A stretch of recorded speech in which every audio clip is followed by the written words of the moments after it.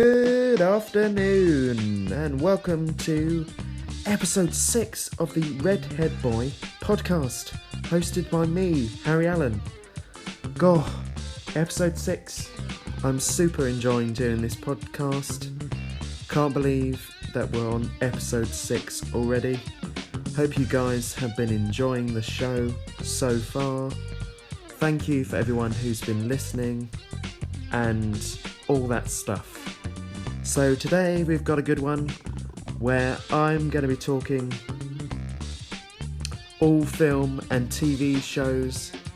I'm going to be doing a top 5 TV shows and films of recent years with my old college friend Rebekka Ann.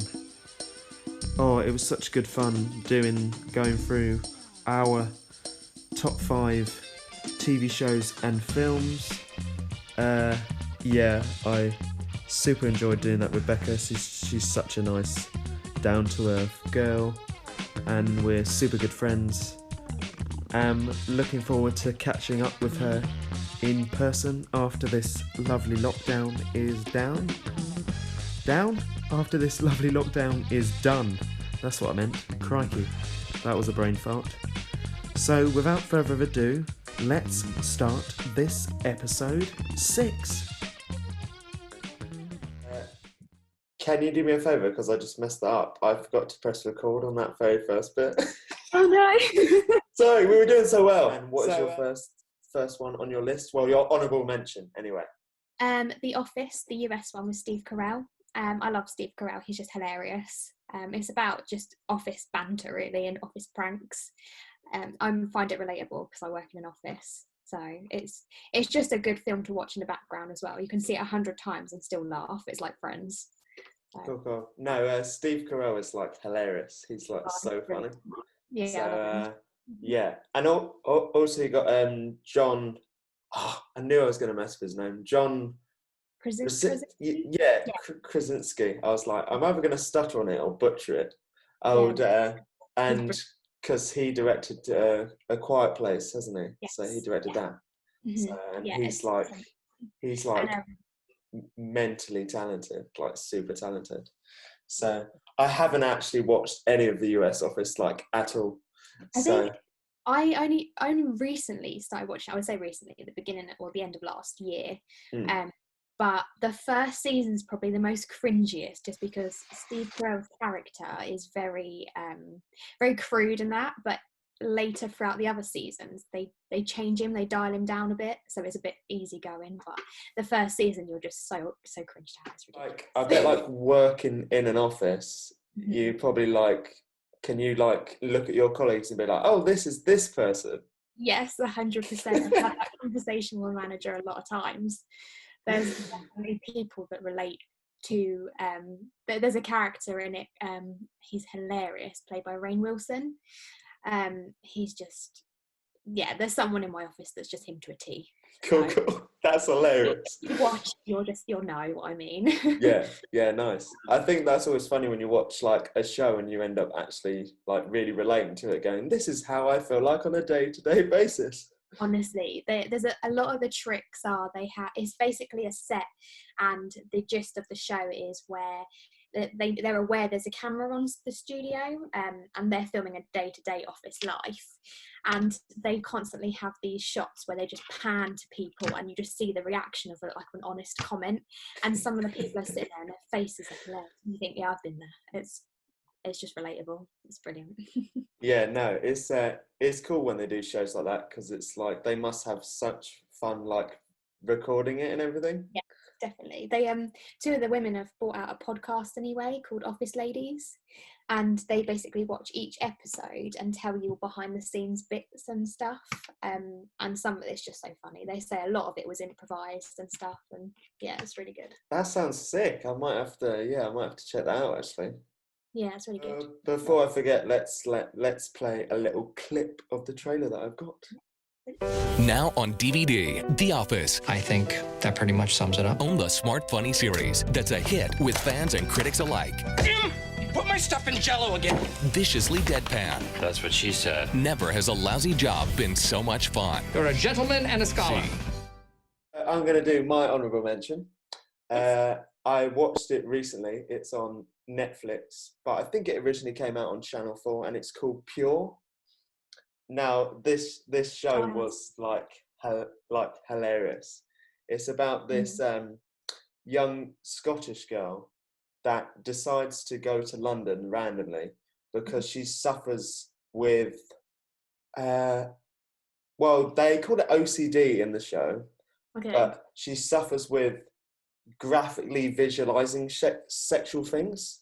Okay. So, like, there's a part in the show which is amazing, that she's giving a speech at her parents' like anniversary. Yeah. And her mind starts to go all nuts, and she starts to picture everybody in the room like having sex and making out. Oh God. And it's like so funny. Yeah. It's so like, and like the way it's shot and everything, and the like graphic bits are really like cleverly done. Yeah. And it's about her sort of trying to find her feet and trying to deal with this like condition that she has. Mm-hmm. And she bumps into a couple of moving to London, she sort of finds herself in these weird and wonderful situations, including thinking that she might be gay. So she tries to get with a girl and tries to do stuff with a girl, and it just goes terribly wrong. Yeah. Okay. So I 100% you go watch it because it's hilarious. It's so like a bit like that scene. Have you seen Booksmart? Yeah. You know, in the toilet when she ends up like throwing up on it. Yeah. No, like it literally is in the vein of that. And I know that's not on any of our lists, but if anybody wants to check out Booksmart, it's so fucking good. Oh, I saw that for the first time the other day. I creased up. It's hilarious. Yeah, it's so good. Yeah, it's really good. I would. It's definitely like not putting it down, but definitely like the female version of Superbad. Oh, definitely, yes. Yeah. Did you know that the one of the girls in the main role is actually I knew I was going to forget his name. Jonah Hill? Yeah, his sister. I didn't know that at the time, but when I saw it, all I could think was, oh my God, she looks like a female version of Jonah Hill. And I looked it up on IMDb and I saw that it was his sister, and I was like, okay, that makes sense. But it's uncanny. She looks identical to him. Yeah, no, she does look a hell of a lot like him. Yeah. So, and them two are like really hilarious together. Yeah, I bet. You picture like two like the two best friends in the film, and you sort of end up relating to again. I have a friend like that, or had a friend like that. I bonded in that way. Yeah. So anyway, I like the way I always end up going on a tangent completely somewhere different. So anyway, so we done the US Office and we done Pure. Let's play a little clip for Pure. Okay. There's something wrong with me. It's like the sixth sense, but I don't see dead people. I see naked ones. Most people move to London to seek their fortune. I'll settle for some answers. Thanks again for letting me stay. It'll be just like school, except you'll have to talk to me and your friends will victimise me. Tell us about yourself. Shut up! Is there something wrong with you? Hi, I'm Marnie, and I think I'm a sex addict. I don't think you're my type. Drinks? I don't think of you that way. And when I do, I'm like, bleh. Just to be clear. Yeah, that was really clear. I'm not a sex addict. What am I? Obsessive compulsive disorder. What? All of these things I do to get away. That's meant to be a heart. I'm lost in a city of 8 million people, but I will find myself here. Something is wrong with me! Welcome to the mystery that is my life. You definitely won't remember this. I will, because it's quite nice. Brand new series, Pure, coming soon to Channel 4. And that was the trailer for Pure, available now on Netflix. Your actual number 5 now. You're on your official list. Yes, okay. So number 5, I've got Star Wars: Rise of Skywalker. Oh, this is gonna be an interesting like chat. But let's do before we get into it, let's play a little clip that I got. This will be the final word in the story of Skywalker.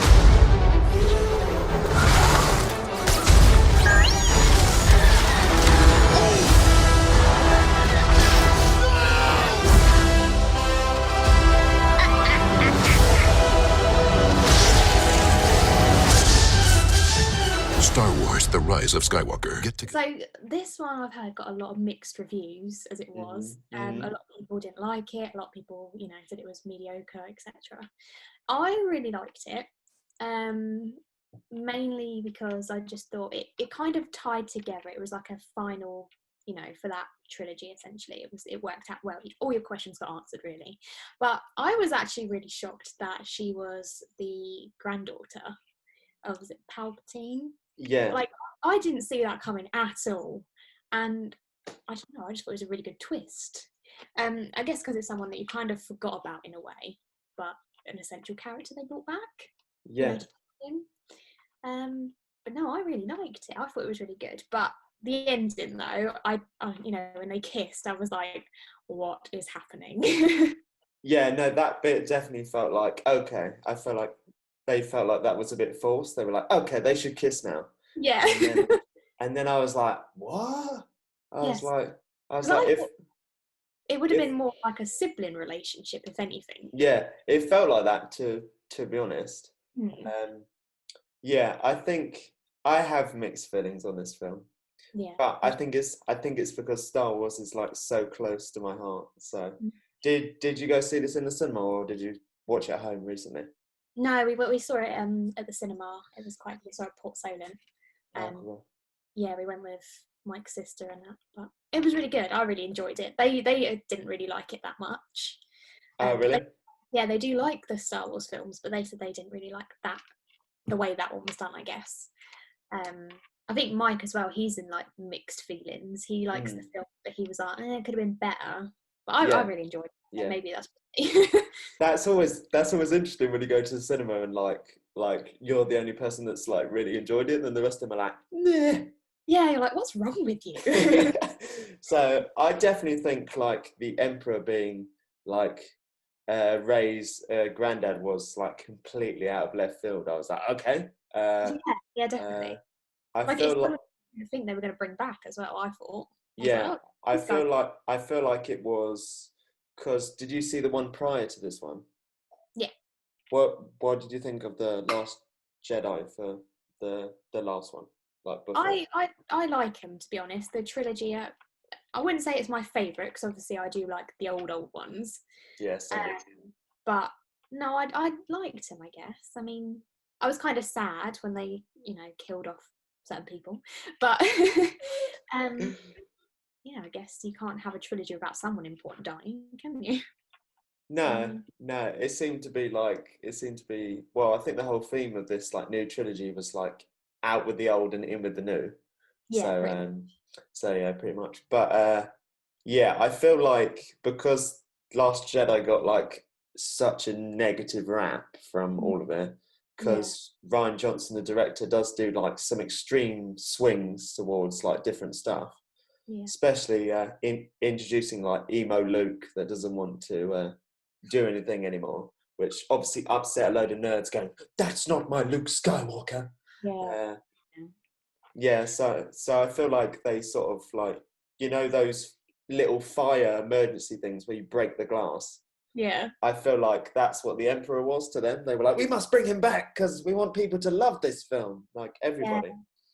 Yeah, I guess so. I mean, it does and it doesn't make sense. I guess there wasn't really anyone else they could kind of say, oh yeah, by the way, you're related to this person, because they already said that she wasn't. But I kind of like the idea of like Rey from nowhere though. I thought that was quite cool. Yeah, I guess so. Because it. Oh, it's me now, right? Yeah. Yeah, it's me. So I find it so hilarious when I sent you my list and you were like, I have not seen any of these. I was like, okay. No, I haven't.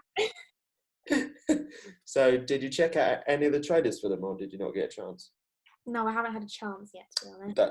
That's fair. I'll give you like these spitball ones. So my number 5 is called With Nail and I, and it stars Richard E. Grant and this other bloke that I can't remember his name of. Sorry, mate.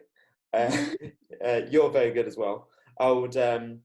And it stars these two actors in the late 60s, and they're on the dole, and they're like squatting in this house, and they Richard E. Grant is hilarious in this film because he spends the entire film drunk.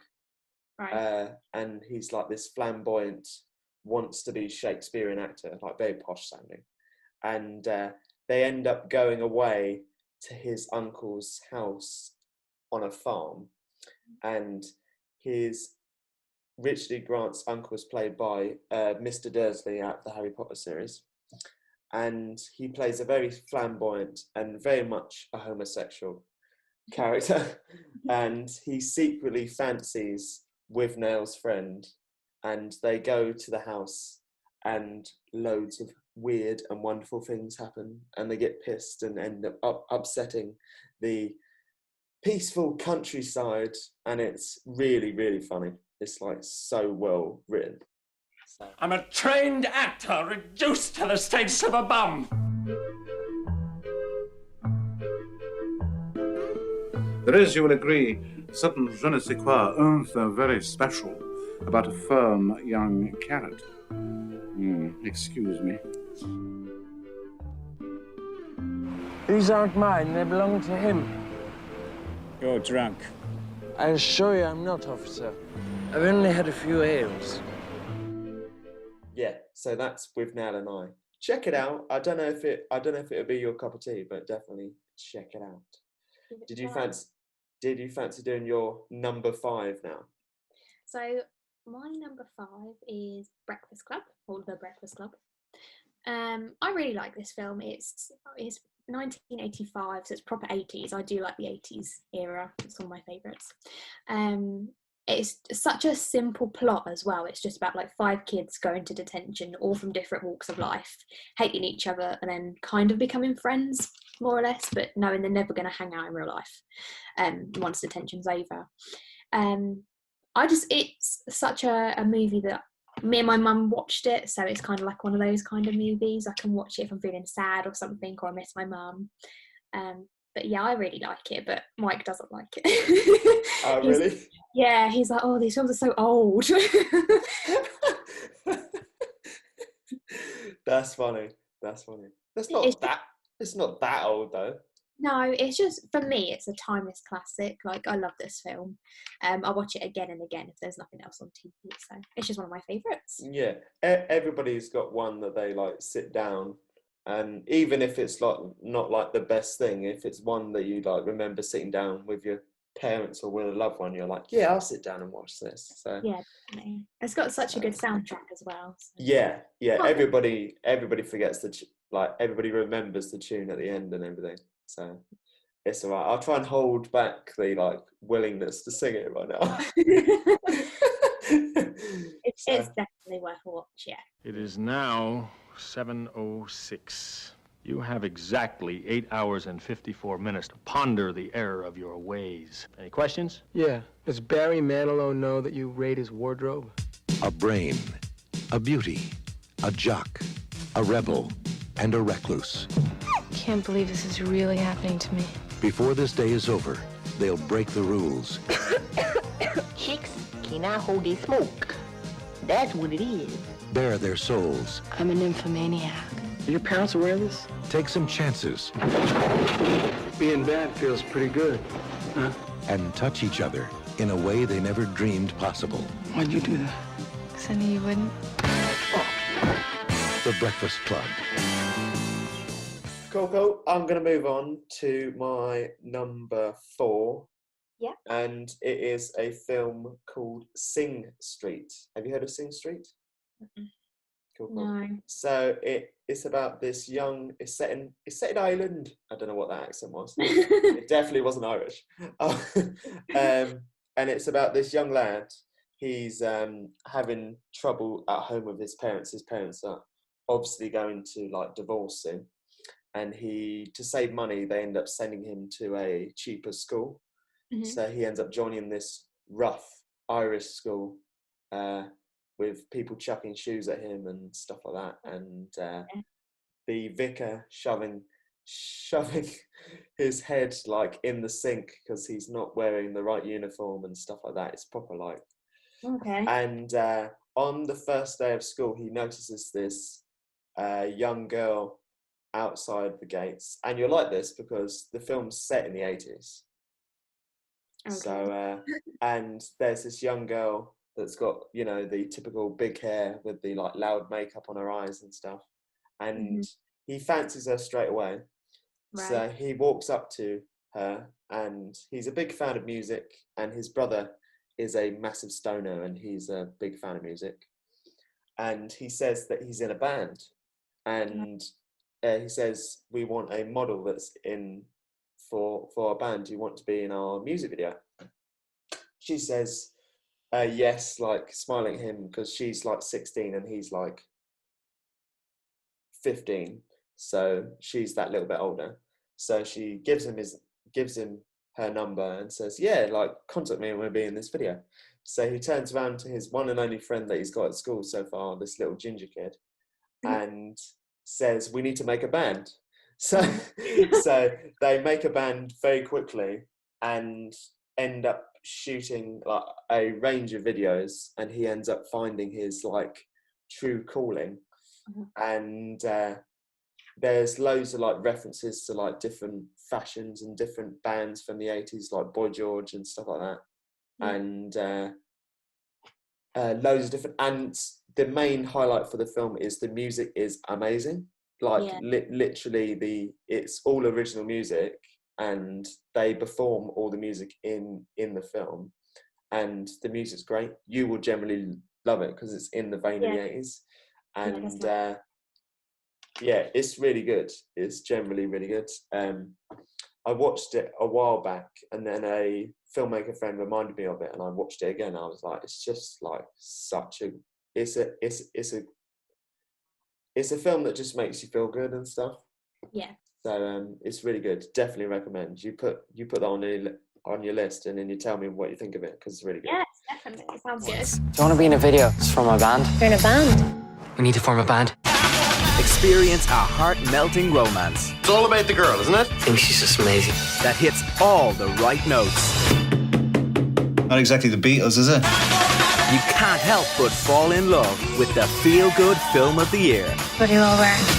Yeah, we're just working that out. Sing Street. So did you want to do your number 4? Because I haven't seen this one. So. Oh, okay. So this one's The Society on Netflix.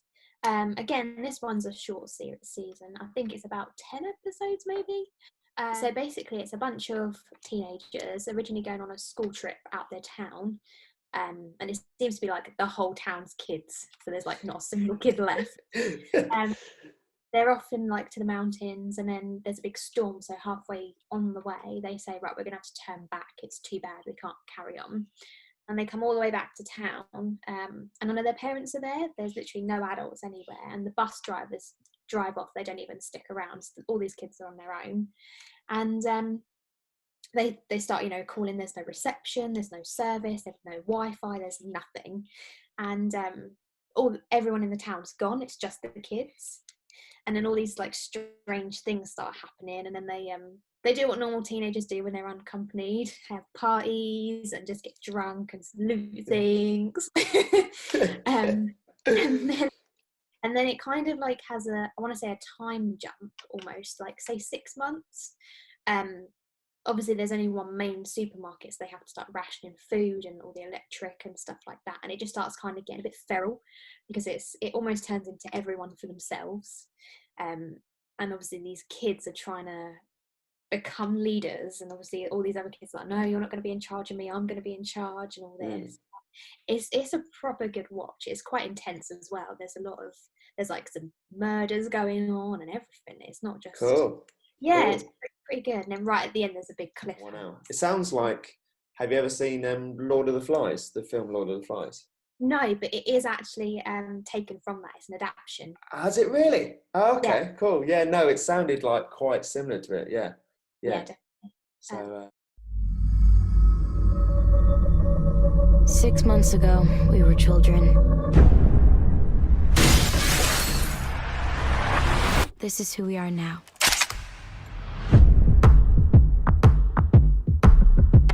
This place looks like home, but it's not. There's nothing out there, guys. We're all alone. Mom, I'm alive. So my number 3 is courtesy of my partner Mosh, because his family are originally from Bangladesh. So he's been introducing me to like more like Bollywood and like Indian like stuff. And it's this show on Amazon Prime, and obviously other streaming platforms are available. But it's this program called Made in Heaven. And it's centered around, the TV show is centered around these 2 wedding planners in Mumbai. Is it Mumbai or in Mumbai or, yeah, I think Mumbai. And they are wedding planners for like the rich and famous and the royalty of India. And it's such a good show. Such a good show. I have briefly talked about it on a previous episode. So, but it's such a good show, and each episode is based on a different wedding. So they could be doing a wedding for a Indian celebrity or Indian royalty or a big financial mogul and stuff like that. And the thing that makes it great is that each wedding there's a particular drama going on that they have to clear up. So, and also the 2 main characters, as well as working on the weddings, they also have their own drama going on. So the female wedding planner, she's like got some problems going wrong at home with her relationship with her very arsehole of a husband, let's say. And and then her business partner is trying to deal with hiding his sexuality because he's gay. And of the time that the show got recorded back in 2018, it was still illegal to be openly gay in India. So they deal with that a lot in the show, and you sort of see how they both help each other in their business, but also as a friendship and stuff. And it's like seriously good. It's made me want to go to India like so bad. Yeah. Like really bad. It's so beautifully shot, and there's obviously there's so much colour involved for all the outfits and stuff. Definitely, yeah. And plus the guy that plays the gay guy in the show he's fit. So, and there's like little bits of like him getting frisky with other guys, and I was like, I like this show. This show's good. so yeah, let's just say I definitely have a type for Asians. Asians is my type nowadays. So I did appreciate it, and my partner was just laughing at me, going, "Oh, he's pretty fit. He's nice." So not just that, but the overall story is like really good, and yeah, you sort of get an essence of how much an event of a wedding is like in Indian culture. Yeah. It's like literally like families put all their money in, and they want it to be like the biggest thing ever. So it puts our weddings to shame. It makes our weddings look like shit. Yeah. So yeah, so that's my number 3, Made in Heaven. Definitely check it out if it's something that you're interested in. That's good, though. So we'll play a trailer for that one. Made in Heaven believes the wedding should celebrate the couple. The theme should tell their story. Love, birds, roses and skies, pink and blue, blush and sparkle. This is your wedding. Welcome to the Parivar. Oh my God! I love it. I'm ready. We like this classy style, but people will not understand, no? They will think we're not spending. More gold? Yes! We're in service of the bride. This ladki se shaadi karo. That girl needs to be pure. Pure. Like ghee.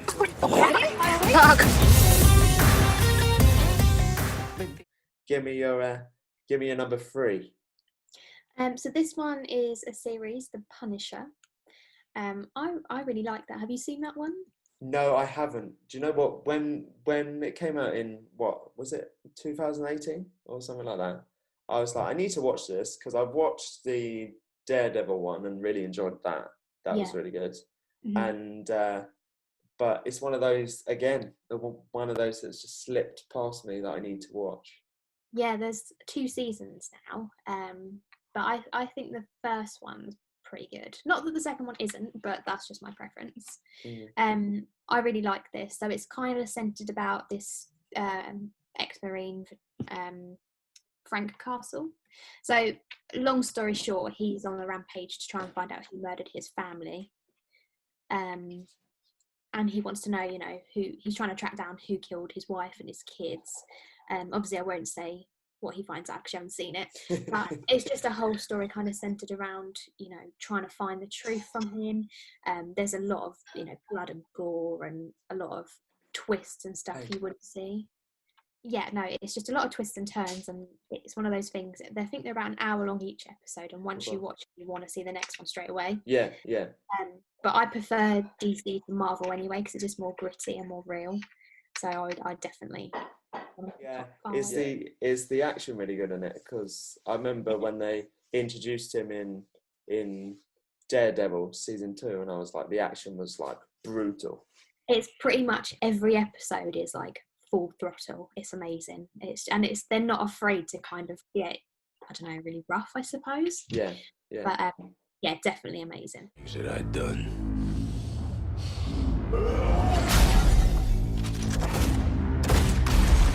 Memories, they never hurt me. But the past, it's more than memories. It's the devil you sold your soul to. My number two is a TV show, and I can't believe you haven't seen this.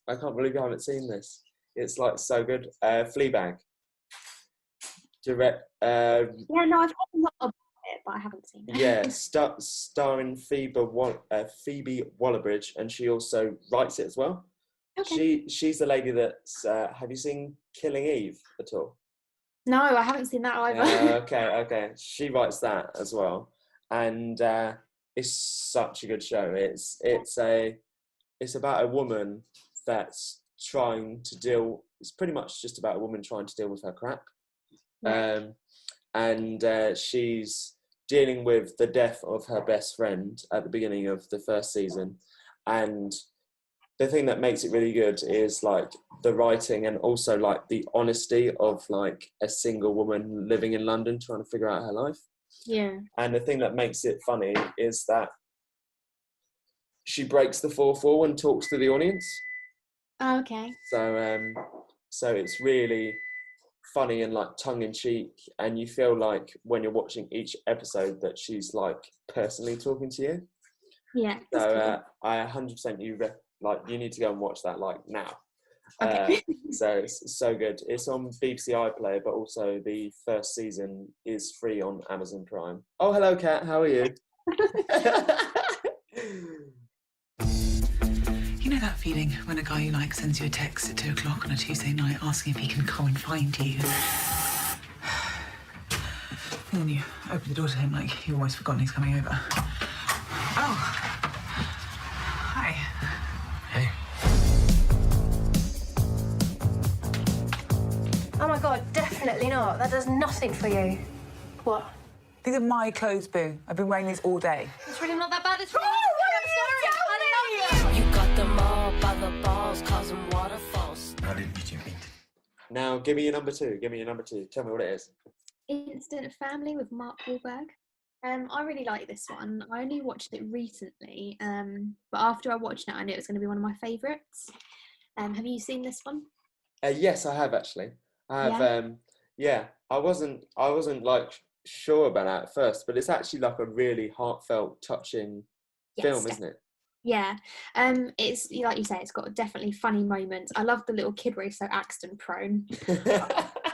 Funny, but yeah, overall it's very heartfelt. I think the thing that stuck with me after watching it is, although it's about kids being adopted and stuff, it sort of gives you this message that your family doesn't have to be blood. It can be anyone. Yeah, it's really nice. It's I agree. Yeah, the 3 kids are like really good in it and stuff. We found a great match for you, but she comes with 2 siblings. 3 kids? At once? It is not gonna be easy. Unlock the window! We might have a little bit of a knack for this. Oh no! Are you sure? Stop right there. I mean it. Don't open that door. Do not get in that car. You hear me? Don't shut that door. I mean it. Instant Family. Dinner! So that was Instant Family, and that was your number 2. We're banging through them now. Now I'm going to do my number 1.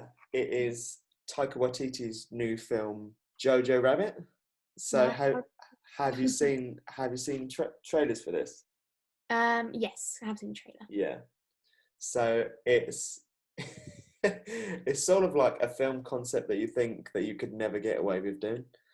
Yeah, so it's about this young lad set in World War II in Germany, living with the Nazis. They're training their kids to pretty much turn into Nazis. And this kid, Jojo, bless him, doesn't have many friends. So he has an imaginary friend that just happens to be Hitler. Right. So before, and I'm sure other people thought like, oh, this is going to be like really insensitive. Yeah. It's really not. It's really not. It's really funny. And have you seen any of Taika Waititi's films like before? No. Have you seen Thor Ragnarok? You seen that? Yeah. Yeah, he did that. Yeah, he did that. Yeah, he directed that. So, and also Taika plays Hitler. So the director plays Hitler. Okay. And it's just so funny. And also the Hitler that we see in this film is from a child's perspective.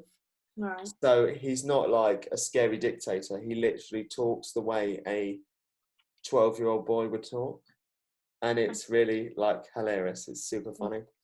Oh, and the cast are really good. It's got Scarlett Johansson as his mother. It sort of reminded me like of a Wes Anderson film because the colours are really bright and vibrant. And it's super funny, and there's like real ups and downs, but you end up proper loving this main character, Jojo. Yeah, so 100% you need to like check this one out. It won a Best Adapted Script at the Oscars this year, so it was like, yeah, it's really good. And if you like, are cheering Taika Waititi's Jojo Rabbit. It's pointless and stupid. Exactly. Wait, no.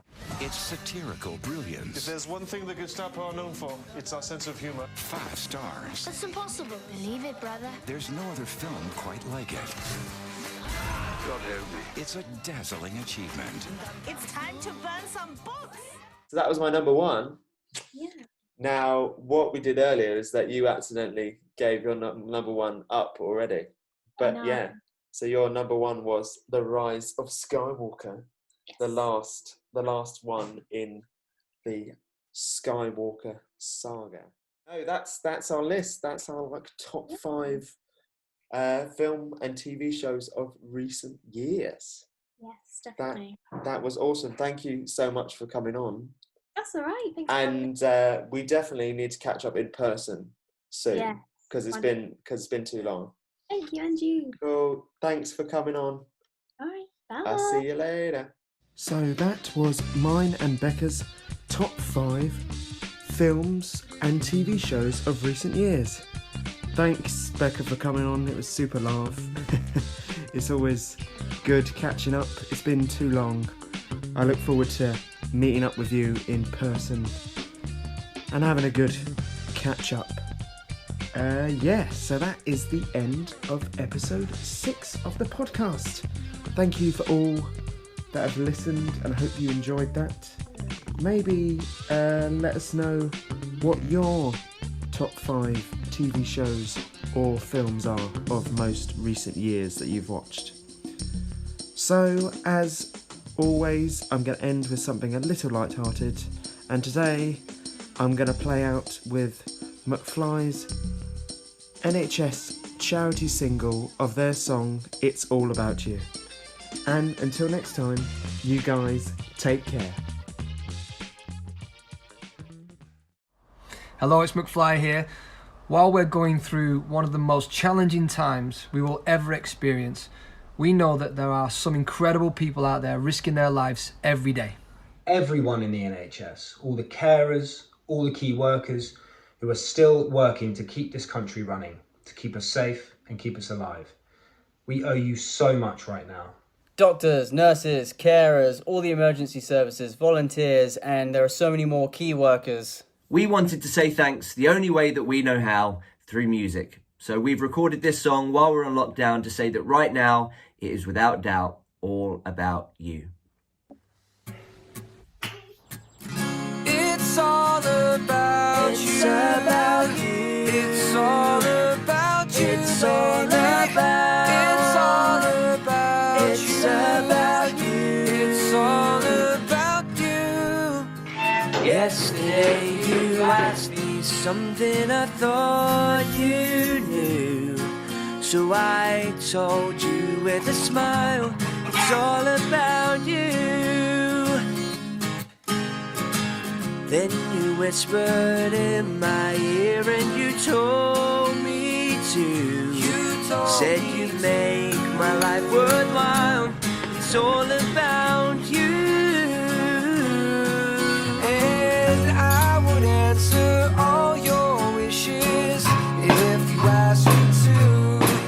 But if you deny me one of your kisses, I don't know what I'd do. So hold me close and say 3 words like you used to do. Dancing on the kitchen tiles. It's all about you. It's all about you. It's all about you. It's all about. It's all about you. It's about you. It's all about you. And I would answer all your wishes if you asked me to. But if you deny me one of your kisses, I don't know what I'd do. So hold me close and say 3 words like you used to do. Dancing on the kitchen tile. Yes, you make my life worthwhile. So I told you with a smile, it's all about you. It's all about you. It's about